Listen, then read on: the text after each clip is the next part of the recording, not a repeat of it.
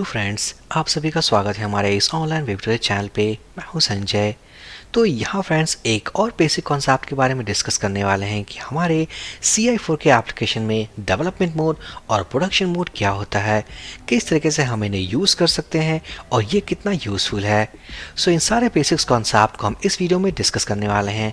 उससे पहले मेरी रिक्वेस्ट है, अगर आप चैनल पर नए हो, सब्सक्राइब नहीं किया है, फटाफट चैनल को सब्सक्राइब कर दीजिए ताकि ऐसे अमेजिंग क्वालिटी कंटेंट्स जो मैं आपके लिए क्रिएट करता हूँ वो आप तक पहुँच पाए। तो सबसे पहले friends, what is a development mode and what is a production mode. तो जो भी एप्लीकेशन को हम अगर डेवलप कर रहे हैं तो वो होता है डेवलपमेंट मोड। इसका मतलब अगर डेवलपमेंट के वक्त हमारे पास कोई एरर हो तो वो एरर डिस्प्ले होना चाहिए ताकि हम हर एरर को देखने के बाद हम उसे फिक्स कर सकें। प्रोडक्शन मोड वो मोड होता है जहां एप्लीकेशन को लाइव करते हैं, अपलोड करते हैं अपने लाइव सर्वर पे अपने यूजर्स के लिए, तो वो होता है प्रोडक्शन मोड। वहां पर अगर किस तरीके के डेवलपमेंट एरर्स अगर आ जाए तो हम उनको हाइड करते हैं और हाइड करने के बाद हम डिस्प्ले करते हैं एक मेंटेनेंस मैसेज। और वहाँ फ्रेंड्स मेंटेनेंस पेज डिस्प्ले करने का जो हमारा प्राइमरी गोल होता है वो ये कि डेवलपमेंट के एरर्स अगर आ जाएं तो हम उसे हाइड कर दें ताकि जो हमारी वेबसाइट हो वो हो यूज़र फ्रेंडली।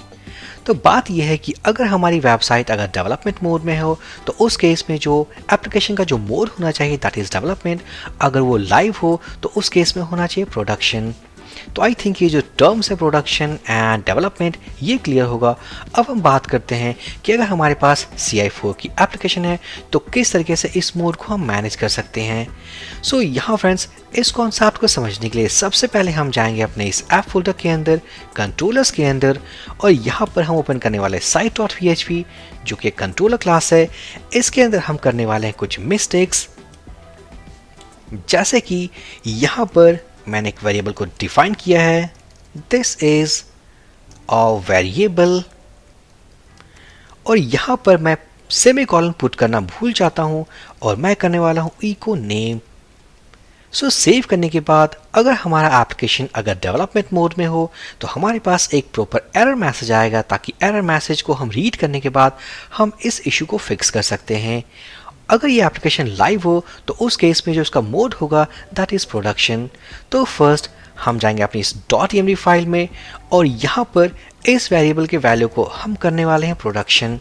तो इसका मतलब ये एप्लीकेशन इस वक्त लाइव है, और बाय डिफ़ॉल्ट जब आप CI4 के वर्जन को इंस्टॉल करते हो तो ये होता है कमेंटेड, और इसी कमेंटेड में जो डिफ़ॉल्ट वैल्यू होता है दैट इज़ प्रोडक्शन।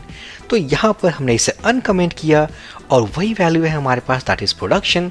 इसका मतलब it is running on live server.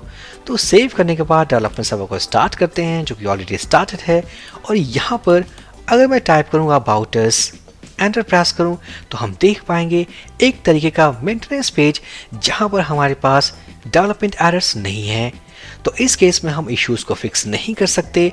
सही तरीके से एरर मैसेज को डिस्प्ले करना है डेवलपमेंट मोड में ताकि हम हर इश्यूज को फिक्स कर सकें अपने कोड क्रिएट करते वक्त। तो किस तरीके से मैनेज करेंगे, सिंपल, हम जाएंगे अपने एप्लीकेशन के .env फाइल में और हम चेंज करेंगे फ्रॉम प्रोडक्शन टू डेवलपमेंट।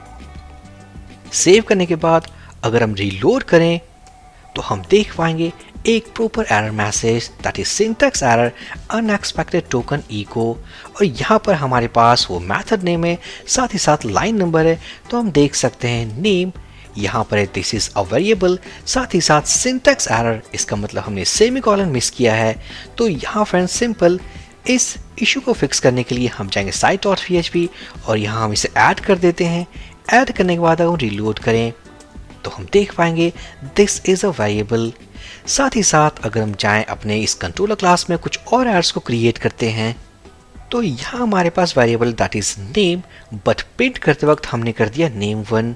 अगर एप्लीकेशन ये हमारा वो प्रोडक्शन मोड में हो, प्रोडक्शन, सेव करने के बाद ये जो एरर है ये डिस्प्ले नहीं होने वाला। सेव करने के बाद हम रीलोड करें तो हम देख पाएंगे oops we seem to have hit a snag, please try again later. But यहीं पे ये एप्लीकेशन अगर डेवलपमेंट मोड में हो, कोई डेवलपर इस पे वर्क कर रहा हो, तो सिंपल वो क्या करेगा, इसे कन्वर्ट करेगा या चेंज करेगा फ्रॉम प्रोडक्शन टू डेवलपमेंट, और यहाँ से रिलोड करते ही हमारे पास एक एरर मैसेज होगा that is error exception undefined variable नेम1।